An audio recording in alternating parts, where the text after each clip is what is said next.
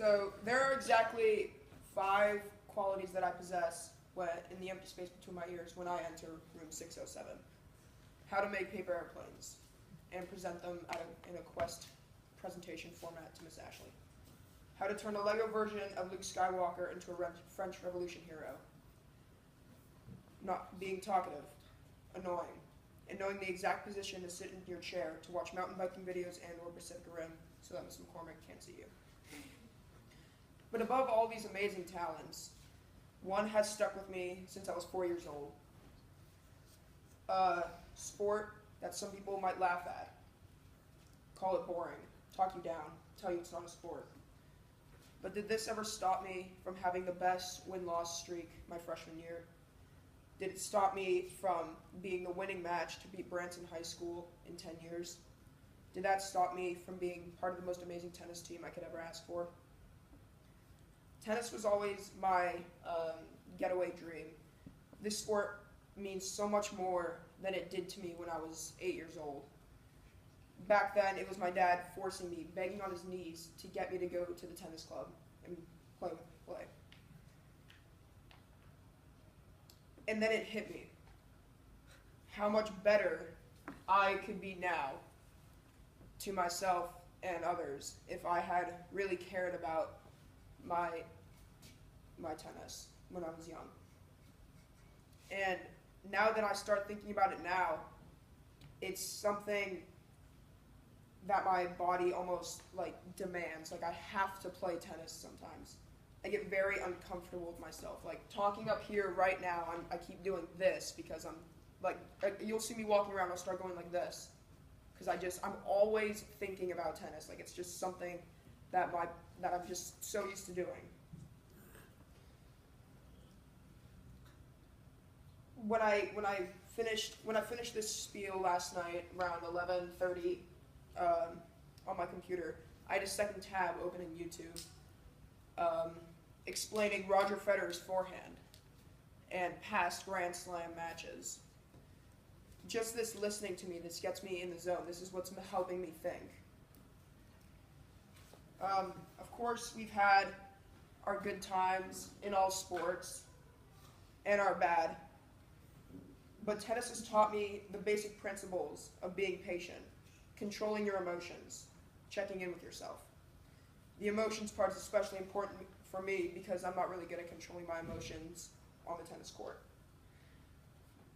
I can shake hands with someone, and right as I enter that gate, he is my mortal enemy. And there's nothing that will change my mind until the last point is played, and I shake his hand, and we walk off the court. Then we're friends again. I take Roger Federer as one of the prime examples of being one of the best tennis players who controls his emotions.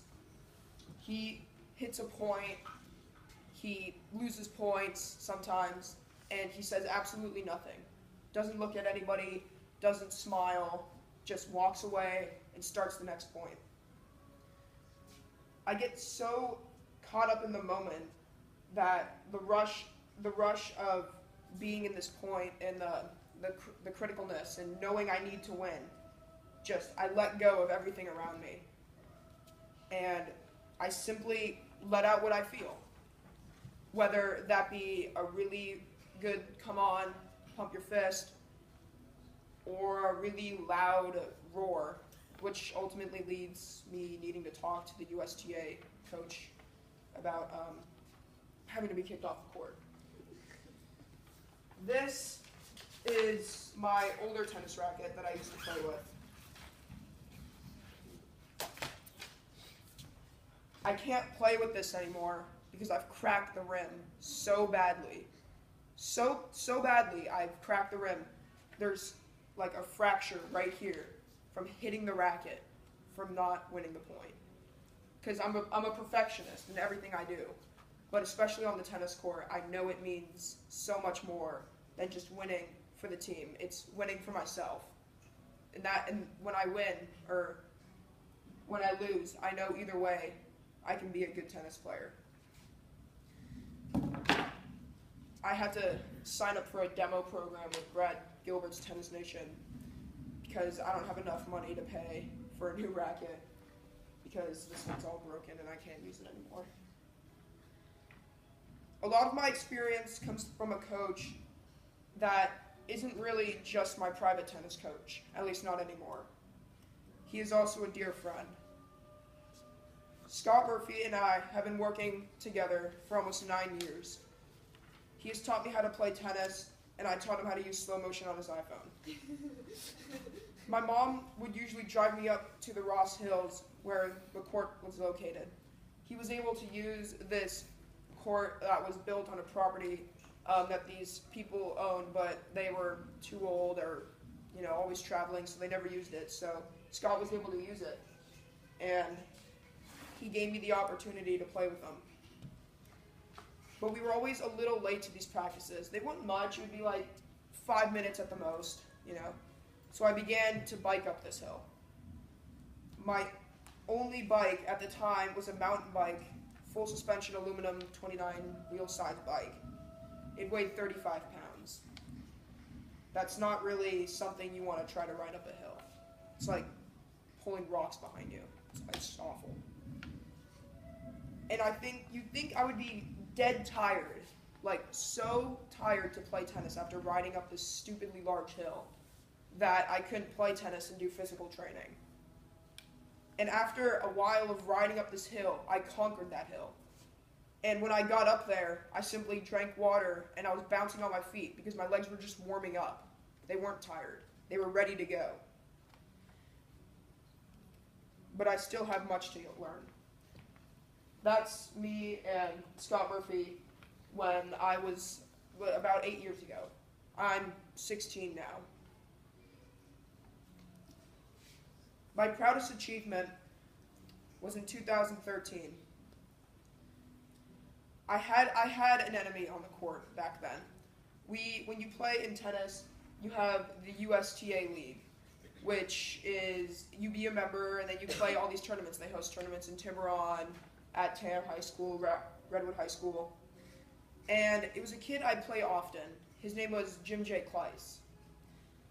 Jim J. was always playing. He was never, ever giving up. The first tournament I played of this year, he had already played 20. The tournament was at Boyle Park, was the Boyle Park Championships at Mill Valley. And I had made it to the final for the second time. I was the finale last year. And I knew that if I won, our score would be even. We would have beaten each other twice. The match was to be played by USTA standard rules, best 2 out of 3 sets. If you split sets, you go into a super tiebreaker. I had lost the first set, we were close 6-4, and that's what led to broken rackets, but that's later. But I was able to come back and win the second set, 7-5. I actually, using this racket, I was able to get 2, and they're exactly the same racket. They have no differences whatsoever, but I'm so ashamed of these scratches that when I use this racket occasionally, I immediately switch to the other one because I don't want people to see me as that angry little hothead of a kid that can't control his emotions on the court. As we started playing, we switched over to the super tiebreaker because we had split sets, and I knew something was wrong with him. I think he was a little fatigued. He was hurting, cramping a little, and I knew this was my chance to prove that I could be better.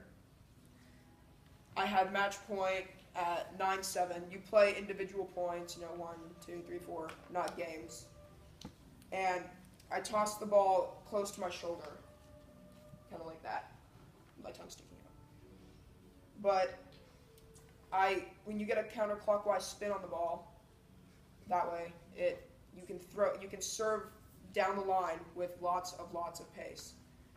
This would be an ace to win the match in my first championships. We walk to the net and shake hands, but I see him holding back tears. And I knew that I'm not only a champion to the Boyle Park people and the people who run the tournament, but I'm a champion to myself. And that is what makes a good tennis player. My closest possessions, I would say, are mostly not medals-ish. I have a couple medals, but it's actually what I got from winning at Boyle Park, which were these hideous socks. I hate wearing these. They are disgusting, and they're enormous. And they go like all the way up to here. But this is my proudest achievement for playing 2.5 hours in 90-degree weather.